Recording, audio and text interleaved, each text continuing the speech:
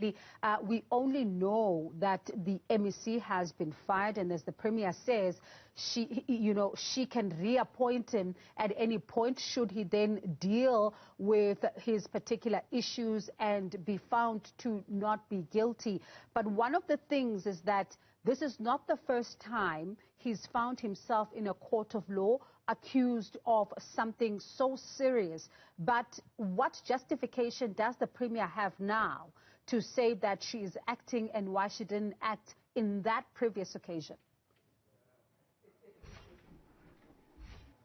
Indeed, Bongi, that's a question I had to ask, because we know that the MEC that has just been relieved of his duties is not new to controversy. There's been quite a number of cases that he has been attending in court, and similar cases like the one he's facing currently, which is the 2 counts of murder and 1 of attempted murder. And then the Premier responding to that question as why swift action now, when indeed there's been some of those cases way before. She's actually saying that, well, as you know, the step-aside rule of the ANC has been implemented recently, so that is why, even if there were those cases before, but then now those ANC guidelines and rules are there, so she had to act. But looking into the past, really, there's been those issues in as far as the MEC is concerned. But also on the image of the ANC, she had to say, according to her, from her side, she's saying that she's here as a representative of the ANC in government.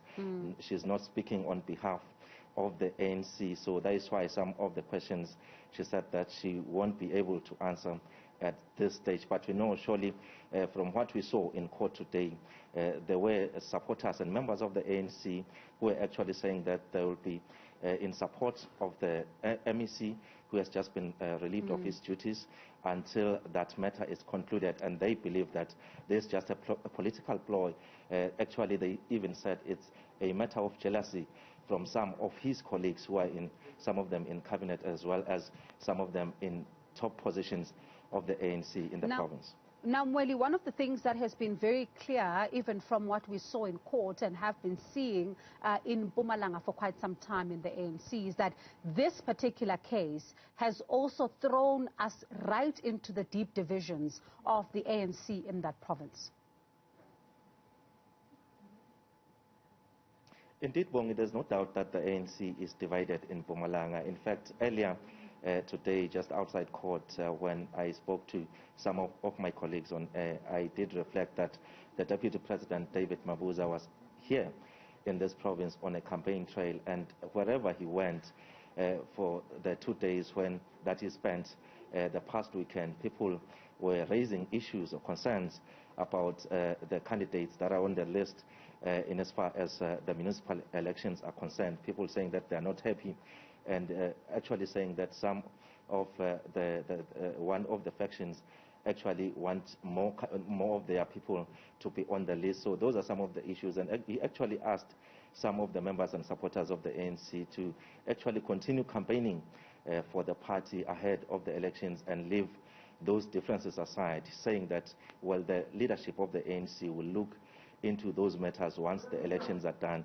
So that's the reality, that the ANC is highly divided. We know that since David Mabuza was elected to national office in 2017, the ANC hasn't held a provincial conference to elect someone to replace him as the chairperson of the ANC in the province. There's Mandla Msibi, who is the acting chairperson of the ANC in the province. There's Lindiwe Njalinjalo, who is acting as secretary of the ANC, and people have been saying that they want that conference to sit. But looking into the picture of the province, it's clear that the divisions has actually contributed in actually making the conference to be difficult to hold it here. So those are some of the issues that the Deputy President, when he was here, said that they need to be attended to, but they can't be attended to now. People should just focus on the election campaign, Bongi. Mweli, very briefly, tomorrow the matter is back in court. Are we expecting a bail decision? And very briefly, what has he said in his defense to try and get bail?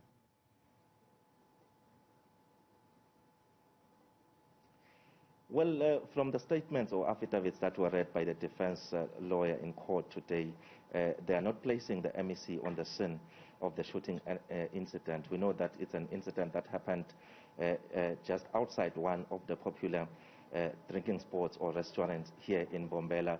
So according to the statements that were read by the lawyer representing the MEC, he actually said that two witnesses mainly who are working in that particular establishment, that is a cashier as well as the manager of that establishment. They are saying that, well, the MEC was there, but inside the restaurant, not outside, where they had those gunshots during that particular night. So from the side of the defense, they're saying that no, there's no way the MEC could have been part of that particular shooting. But we know that from the state, from the side of the state, they maintain that they've got a strong case. So we'll see tomorrow.